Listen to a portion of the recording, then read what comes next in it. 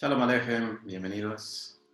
Vamos a dar 2 minutos esperando a que el resto de los participantes se incorporen a esta transmisión para cumplir el sede del precepto y sobre todo pues para que tengamos un tiempo de reflexión sobre esta enseñanza que nos va a llevar precisamente a todos y cada uno de nosotros a poder comprender desde una perspectiva diferente, desde una perspectiva también nueva, todo aquello que pues, nos enseña la historia, todo lo que nosotros vivimos durante estos años de aprendizaje, cumplen un propósito y bueno, pues debemos de saber que tanto lo que se festeja en alegría también debe de ser recordado cuando se tiene el momento de aflicción.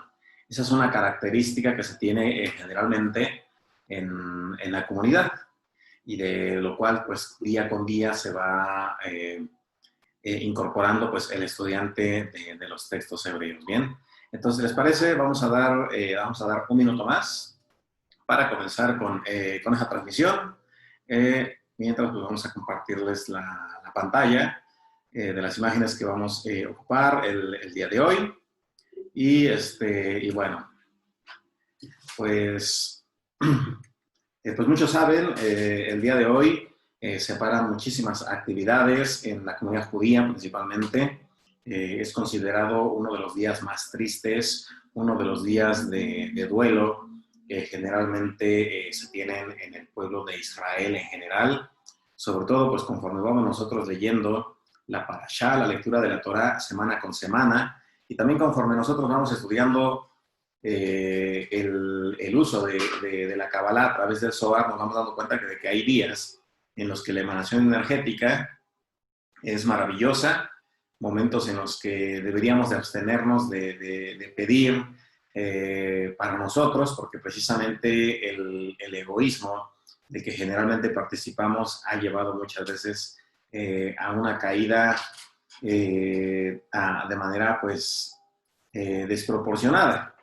Entonces pues hoy vamos a hablar sobre esta fecha muy importante, Tisha B'Av, que significa el noveno día del mes de Av. Tisha B'Av, Tisha significa el mes, noveno día de Av. Bien, ¿qué ocurre en Tisha B'Av? ¿Qué ocurre? ¿Por qué razón hoy todos cerramos negocio? Hoy dejamos de lado todo aquello que generalmente nos ocupa constantemente en actividades. Bueno, pues esto ocurre generalmente, ¿por qué razón? Porque lo que nosotros conocemos como el Beit HaMikdash es destruido. Y muchas veces cuando se destruye el primer templo duró 410 años, fue construido, lo sabemos, pues en primer lugar por Salomón, aunque David había recibido a través de las manos de un profeta precisamente todos los planos de cómo se tendría que erigir ese lugar donde estaría presente la esencia del Ser Supremo. Sin embargo, sabemos que gracias al reinado de Nabucodonosor, gracias al poderío de Babilonia, pues este templo, este lugar donde todos se podían ir a refugiar y buscar consuelo, es destruido. Y no podemos nosotros culpar directamente a los babilonios, a Nabucodonosor o a alguien que nos destruye por las desgracias que nos ocurren, porque debemos de saber que previo a esta destrucción, el pueblo de Israel desafortunadamente había cometido una serie de atrocidades que desencadenaron precisamente en que se generara una primera ruptura. Lo hemos mencionado anteriormente. ¿Qué hemos mencionado? Pues que prácticamente cuando nosotros estamos hablando de la relación entre el creador y la humanidad, siempre va a ser similar a una relación de pareja, donde el que siempre se mantiene leal es el creador. Él puede representar la figura del esposo o de la esposa o del complemento de la humanidad. Y él ama de manera tan amplia que siempre le entregaba todo lo que quería, porque quería que su amada estuviera bien. Sin embargo, desafortunadamente, pues el pueblo, la humanidad, porque el pueblo de Israel no podemos decir que es exclusivamente el pueblo de Israel, está haciendo referencia a un ejemplo de lo que ocurriría con todo el mundo. No creamos que porque la Torá o los textos sagrados le fueron entregados al pueblo de Israel, los demás estaríamos exentos de haber cometido los mismos errores. Así hayan sido los mexicanos, hayan sido los peruanos, hayan sido los colombianos, los que tuvieran que haber atravesado ese desierto, el resultado hubiera sido el mismo. ¿Por qué razón? Porque habitamos en un mundo donde precisamente el mundo que nos ofrece una satisfacción momentánea, generalmente nosotros lo cambiamos por algo que podría ser eterno y que nos podría llevar a nosotros a entender que somos los únicos que dejamos ir, pues precisamente todas las oportunidades que se nos dan.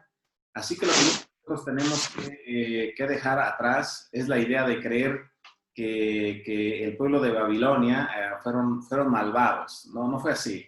Quien provocó precisamente que la protección se extraviara, ¿quién fue? Fue el pueblo.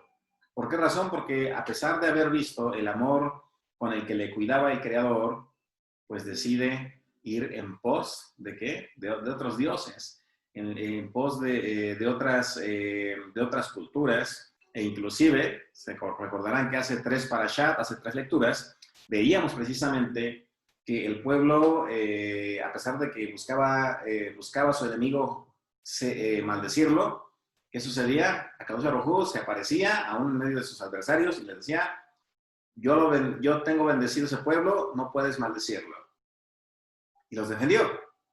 Los defendió, no permitió que fueran reducidos, pero ¿qué sucedió? La carne, dice ahí el Tanaj. Pero pues por ahí antes de irse este profeta, Bilam, ¿qué le dice? Le susurró al oído, ¿verdad?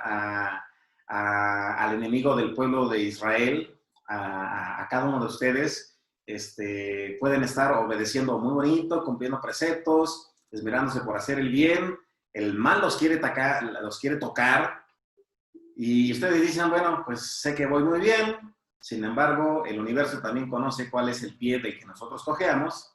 Llega el enemigo y le susurra, oye, yo te recomiendo que hagas esto porque por este lado segurito va a caer. ¿Y qué sucede? Bueno, pues generalmente cae la persona y entonces somos nosotros mismos quienes nos salimos de esa promesa maravillosa que es la protección que nos ha asegurado el Creador. Y entonces, ¿qué sucede? Pues viene una decadencia, ¿verdad? El Creador nos protegió, pero nosotros mismos somos quienes abrimos la herida. Es como un cuerpo donde nosotros decimos estoy completamente sano, pero si yo mismo realizo una herida en mi organismo y comienzo a contaminarla, pues evidentemente me voy a enfermar, me va a hacer un daño, y no puedo decir yo por qué lo permites a Kadosh Baruj Hu, por qué lo permite el Creador, si nosotros mismos somos quienes realizamos esto. Ahora bien, es muy importante que nosotros veamos qué ocurre. Dice, Beit HaMikdash, es cierto, en la comunidad judía es un día de aflicción, es un día de tristeza, pero no porque el Creador se haya ido solamente porque Él quiso. ¿Por qué razón? Porque Él después volvió. Del primer templo, cuando fue destruido, al segundo templo pasaron 70 años. Se comienza a erigir el segundo templo. Este segundo templo dura 420 años. Imaginemos una relación de pareja. Vamos a imaginarlo, ¿no? Dicen, ok, él o ella le fue infiel a su pareja. Y después de que estuvo ahí insistiendo 70 años, digo, yo sé que no duramos tanto, 70 años ahí rogando a la persona que perdone, pero ¿qué sucede? Dice, muy bien, creo que me está hablando desde lo más profundo, desde lo más honesto de su corazón. ¿Y qué hace Akadosh Baruj Hu? Akadosh Baruj Hu entonces se conduele. Dice, te amo. Cuando una persona ama, es como una madre a un hijo. Se puede enojar, lo puede corregir, pero no lo va a dejar de amar. Puede dejar inclusive en algún momento que experimente en base pues, a su propio anhelo. Sabe que probablemente los consejos que le da son buenos, quiere que no se haga daño, pero pues en el amor dice, bueno, está bien, voy a dejar que tú aprendas y que entiendas que muchas veces lo que yo te quiero proponer es una serie de recomendaciones, una serie de consejos, no son imposiciones, con la finalidad de que no te lastimes. Entonces, ¿qué sucede? Se destruye el primer templo, hay una soledad del pueblo de Israel, hay una canción, Los ríos de Babilonia, ¿la han escuchado? Es una canción clásica, creo que como de los 70, si no recuerdo mal, muy bonita, si no la han escuchado, escúchenla. Habla precisamente sobre ello, sobre lo que realmente sentía el pueblo de Israel. Y yo vuelvo a mencionar, es un clásico, yo creo que lo escuchan en muchas estaciones de radio. ¿Y qué sucede? Bueno, ahí habla sobre la aflicción, sobre la tristeza. Aquello que mencionamos, ¿se acuerda cuando hablamos sobre el tema de relaciones de pareja y decíamos, permita que se separen un momento, dele un pequeño escarmiento, váyase un par de días, va a ver que si realmente le ama, le va a extrañar y va a clamar por usted. Si no es así, pues seguramente esto le ayudará a crecer. Entonces, ¿qué sucedió? El pueblo de Israel en ese momento clamó a Kadosh Baruj Hu. Y en ese momento, como sucedió en Egipto, el Creador, ¿qué hizo? Se acordó y entonces, pues prácticamente permitió nuevamente su restauración. Pero también volvió a ocurrir lo mismo. Años 70, llega las legiones de Tito a través del Imperio Romano y se genera nuevamente otra ruptura. ¿Pero por qué razón? Volvemos a decir, ¿acaso el Creador es quien permitió una vez más que fuera destruido su segundo templo? No sé si recordará que en alguna ocasión nosotros hablamos sobre un poco de historia judía. Y en parte de la historia revisamos cuál fue la diferencia entre el primer templo y el segundo templo. Además del aspecto físico, porque en el primer templo era un diseño excelso. En el segundo se dice que el templo era un poco más modesto, ya inclusive pues el Imperio Romano les dona un patio enorme, que es donde ahí está el Muro de los Lamentos. Eso no estaba en el primer templo. ¿Y qué sucede? Bueno, pues el pueblo de Israel continuaba desafortunadamente en ese momento dándose esa libertad de querer llevar siempre una mixtura entre lo sacro y lo profano. Y eso era lo que realmente sucedió. ¿Qué sucedió en el primer templo? Recordemos nosotros qué nos dice la historia del primer templo. Sabemos que del primer templo, 410 años, hubieron alrededor de 48 sumos sacerdotes, ¿se acuerda? En los 410 años hubieron aproximadamente 48 sumos sacerdotes. Duraban muchísimo tiempo. En el segundo periodo del segundo templo, 420 años, hubieron 380 sumos sacerdotes. Aquí viene una interrogante. Dice, ¿qué pasó? ¿Por qué razón en el primer templo duraban más los sumos sacerdotes a diferencia del segundo templo? ¿Qué sucedía? Bueno, para eso nosotros teníamos que recapitular un poco sobre lo que había ocurrido cuando Judas de los Macabeos logra rescatar el segundo templo y quiere imponer su propio sacerdocio. Cuando se recupera el segundo templo, se acerca con los levitas y entonces pues le dicen, tenemos que buscar el linaje de David, como está establecido en el libro de Levítico y en la Torá. ¿Y qué dicen los macabeos? Peleamos tanto tiempo para rescatar el templo y ustedes me dicen que mi tribu, que mi pueblo no puede participar del sumo sacerdocio. Y ellos dicen, así está establecido. ¿Y qué hicieron ellos? Pues sacaron las espadas y dijeron, pues, o dejan que sea parte de mi pueblo el que esté aquí, o los matamos. Entonces, ¿qué sucedió? Pues los macabeos colocan a los llamados saduceos, aquella parte que hizo convenios con Roma, que hizo negocios, que precisamente por eso se le dio como muchísimo énfasis al templo y por eso mucha gente del extranjero llegaba ahí a ese lugar a adorar, porque generaba muy buenos ingresos económicos. En ese tiempo podríamos decir era como un pueblo mágico. Entonces, es un pueblo mágico, entonces pues aquí hay oportunidad de hacer negocio, llegan los saduceos, bueno, los imponen prácticamente los macabeos, ¿y quiénes son expulsados? Dicen que los que son expulsados son prácticamente los esenios. Los esenios se van allá a las cuevas donde se encontraron los rollos de Qumran y surgen los fariseos. Los fariseos, de quien mencionamos, surge uno de los grandes rabinos, de quien en su momento hablamos, Jesús en griego, Yeshua en hebreo.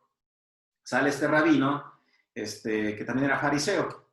Es decir, él era uno de los muchos fariseos que existían en ese momento. Recordemos que en estos tiempos donde estaba este rabino, que se le dio mucha publicidad, por llamarlo de una forma, hubieron 24 candidatos, es decir, hubieron 24 personajes que en ese momento también se autoproclamaron el Mesías y que también tuvieron muchos seguidores. Entonces, ¿qué sucede? Bueno, pues los fariseos generalmente eran como una parte de la población que se oponía. Fariseo, ¿qué significa? Purificado o apartado. Entonces, ¿qué sucede con los fariseos? Ellos están como en la línea de en medio. Ellos quieren recuperar la tradición original que se perdió y que era parte del primer templo.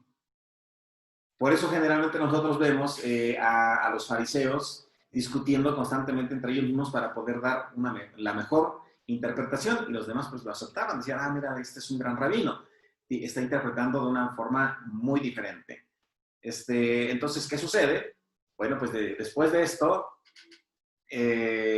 mencionamos, los saduceos no eran parte del linaje, es decir, no pensemos que en ese tiempo realmente el linaje sacerdotal que estaba administrando en el templo era el linaje verdadero. No es así, eran impostores y precisamente morían en la festividad de Yom Kippur, ¿verdad? Porque Yom Kippur tenía que hacer todo un proceso de purificación, el sumo sacerdote, y como ellos no sabían cómo se realizaba, lo hacían con errores, entraban a ofrecer el incienso y morían en el acto, ¿verdad? Ahí está en la Torá, nos describe cómo deberían ellos de ir vestidos con una campanilla, y pues la gente estaba pendiente cuando el sumo sacerdote se acercaba a ofrecer el incienso, estaban ahí parados atrás de la cortina, escuchando si la campanita todavía sonaba.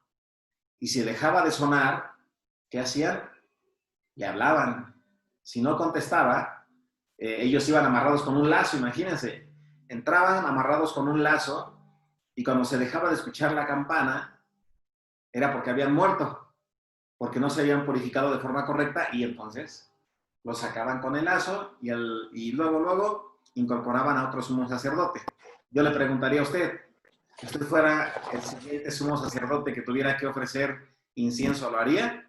Probablemente usted diría, no, porque lo estamos contando ahorita. Pero en ese momento ellos no conocían la verdad, no sabían que lo que estaban haciendo les faltaba como ciertos pasos para la correcta purificación. Pues ellos creían que lo estaban haciendo bien.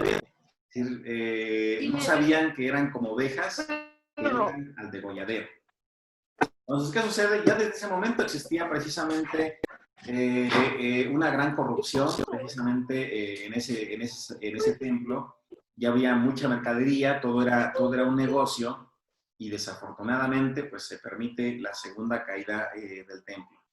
Y entonces aquí es donde nosotros tenemos que aprender algo muy importante, que no es que el creador ya no esté presente. Podemos decir con la certeza histórica de que ya desde antes de la destrucción del segundo templo ya no estaba la presencia de Akadosh Baruj Hu. ¿Por qué razón? Porque se había hecho de esto un gran comercio, un gran negocio, y entonces Akadosh Baruj Hu permite la ruptura de ese templo, primero porque era necesario un cambio de liturgia. Imagínense, toda la gente estaba llegando ahí a Jerusalén, está llegando ahí al templo, y creían en el que estaba ahí diciéndoles qué era todo lo que tenían que hacer. O sea, Akadosh Baruj Hu, para evitar que la gente siguiera creyendo en la mentira, permite obviamente la destrucción. Recordemos que no cae la hoja de un solo árbol sin que el Creador así lo permita.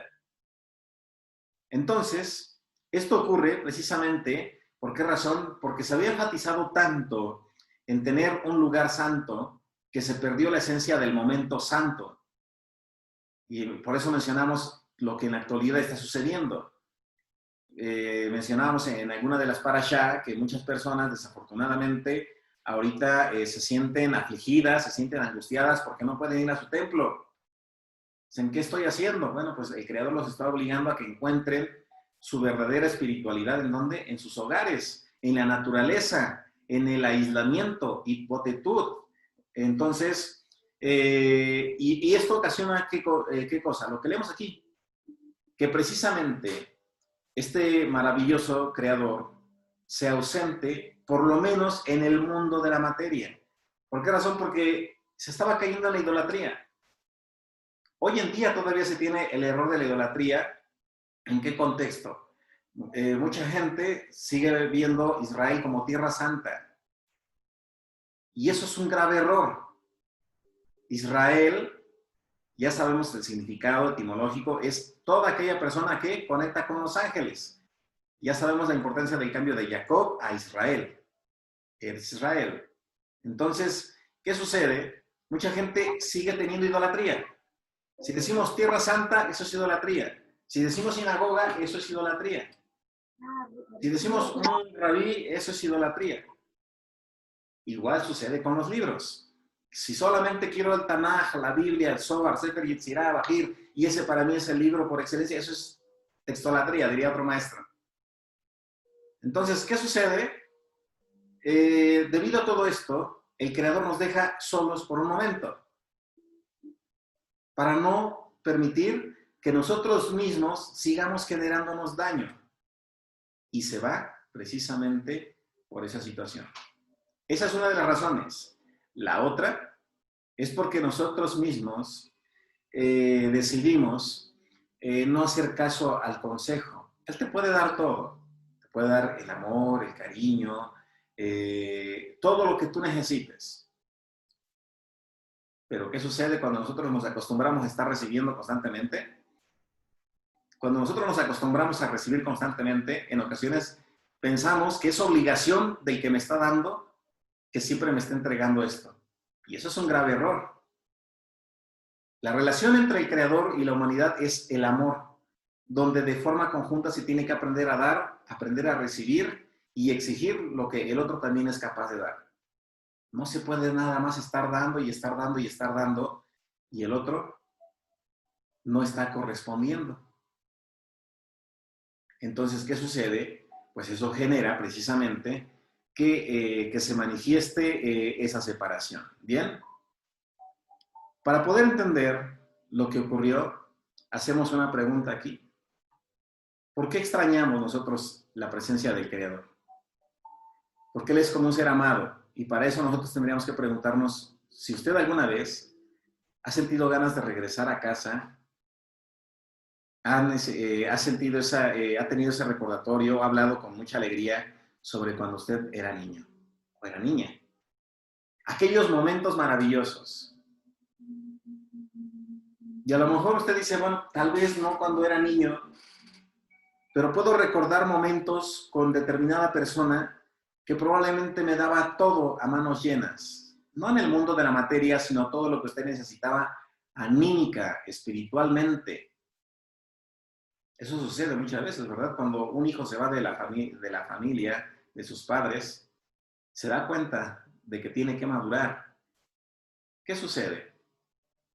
A veces, durante las lecciones de la vida, nosotros también comenzamos a extrañar, porque las lecciones que nos da la vida para crecer a veces son muy dolorosas, muy fuertes. Y aunque usted tenga 60, 70 años, tenga 40 años, sea muy fuerte, vaya al gimnasio, no lo sé, va a llorar en algún momento. Su alma va a ser así. Y en ese momento usted va a necesitar regresar a casa. En ese momento usted va a extrañar y se va a dar cuenta de qué complicado ha sido tener que crecer. Porque antes, cuando uno es niño, ¿qué sucedía? Había un problema y a veces uno decía, bueno, ahí está papá, ahí está mamá, ahí está alguien que lo va a solucionar. Y usted seguía jugando, usted seguía disfrutando, corría de un lado, corría para otro. Cuando usted se lastimaba, sabía que alguien le iba a ir a colocar un antiséptico para la herida, le iba a consolar, le iba a escuchar. Y eso es hermoso, eso es maravilloso. Todo eso que nosotros extrañamos y que nos hace ganas de volver al pasado es exactamente lo mismo. Porque el Sagrado Templo representa ese lugar de donde nosotros muchas veces salimos. Es el hogar. Es el lugar de donde su alma tanto anhela volver a esa libertad. ¿Y cómo lo sabe? Hoy usted lo sabe porque está buscando conectar con el mundo espiritual. Usted quiere conocer. Y aún durante ese proceso hay sufrimiento. ¿Sufrimiento en qué sentido? Sufrimiento en que muchas veces para poder encontrar esa verdad se encuentra lo siguiente. Recibe, después de estar acostumbrado a recibir amor, recibe mentiras y dolor. Y estamos en un mundo donde la información fluye. Interpretaciones, versiones, promesas. Y de pronto usted dice, yo ya no sé qué de todo lo que me están diciendo es la verdad. Ya me perdí. Porque de pronto todo se oye muy bonito. Pero al final del camino resulta que era mentira. Y ahí va una vez más usted recogiendo sus ánimos, sus emociones, sus sentimientos, como cuando una pareja no funciona, va recogiendo usted sus sentimientos, va con todo ese dolor y se comienza a cansar. Y es cuando nosotros también en el mundo de la espiritualidad tenemos que comenzar a tomar conciencia de ello y extrañar realmente aquello que nos da paz, que nos da tranquilidad, que nos da esa certeza de que hay alguien que al final del día nos sigue cuidando. Y ese alguien no solamente es el creador, sino también las almas que estuvieron cerca de usted y que partieron. Porque muchas veces nosotros creíamos equivocadamente que los seres que habían fallecido ya no estaban cerca de nosotros. Aprendemos con la Kabbalah, con las enseñanzas del Talmud, que podemos contactar con ellos y que cuando tenemos un sueño con ellos, estamos platicando con ellos, con papá, mamá, abuelo, abuela, ese ser que usted tanto amó. Hermanos, hermanas, hijos, hijas, todos ellos están ahí. Pero cuando usted creyó todo lo contrario, su alma se afligía porque decía, ¿cómo es posible que se tenga que ir y ya no pueda saber más de él? No, lo único que se cansó, lo único que se gastó fue el cuerpo humano. Por eso ahí están los 72 nombres de Dios, ¿verdad? Beb, Hai, Bab, para poder contactar con las almas que partieron. Y dice, usted diría, ahí ya confronta, dice, ¿por qué en un aspecto dice el Tanaj que sería complicado y por qué en otros aspectos dice la Kabbalah que sí podemos nosotros contactar con estos seres que durmieron, al menos en el cuerpo físico? Bien, entonces, eso es normal. Y por eso, siempre en esta enseñanza, en esta reflexión, lo que el Creador le dice a toda la humanidad, lo que le dice a usted como hombre, lo que le dice a usted como mujer, es Israel, pueblo amado, vuelve a casa. Lo que Él quiere es que nosotros hagamos Teshuvah, que reconozcamos, que también nos cansamos, que ya experimentamos, que ya nos dimos cuenta que tomamos decisiones equivocadas, pero que esas decisiones equivocadas no son sentencia perpetua para todos y cada uno de nosotros. Porque lo vemos a lo largo de toda la historia y en el Tanaj, que cuando nosotros clamamos, cuando realmente hacemos Teshuvah, se vuelve a generar esa conexión. Y eso que es real en el mundo espiritual, también lo es en el mundo de la materia. ¿Cuántas veces nosotros, debido a que culpamos a los demás por nuestras desgracias, mantenemos enojo e ira con las demás personas? Y esto es una enseñanza primaria, porque el Creador no te guarda rencor en ningún momento. Así que lo que Él espera es que tú tampoco guardes rencor. Y que aprendas a dejar en el pasado aquello que en su momento tú ya corregiste. Ya no te estés autoflagelando constantemente diciendo me equivoqué, me equivoqué. Si ya te dolió, si ya sufriste, si ya corregiste, hiciste actos de bondad, eso fue suficiente. porque el dolor que viviste en ese momento era lo que tenías que vivir y no más de eso. El error que hayas cometido no es algo que te tenga que mantener a ti sentenciado durante toda la vida o durante muchos años. Entonces es muy importante que tengamos muy presente lo siguiente, ahora que seguimos caminando en este mundo de Mahuda, en este mundo de la materia, y es que siempre tengamos presente que si nosotros somos conscientes de que estamos haciendo algo que nos va a generar un daño, el resultado va a ser más que evidente. No nos tenemos que sorprender. Si soy una persona que no se alimenta bien, no me debo de sorprender si con el paso del tiempo mi cuerpo no funciona bien. Si solamente quiero ser perezoso, me da flojera buscar un trabajo, me da flojera levantarme temprano, que no me sorprenda, como dice el libro de los Proverbios, la pobreza. ¿Por qué razón? Porque solamente estoy ocupando mi tiempo en nada, en la ociosidad. Si estoy engañando a la gente, ¿qué esperas para dejar de hacerlo? Tarde o temprano se va a manifestar aquello que tú estás pensando no se va a manifestar. Entonces, esta reflexión, la reflexión de este día, nos lleva a nosotros a algo muy importante.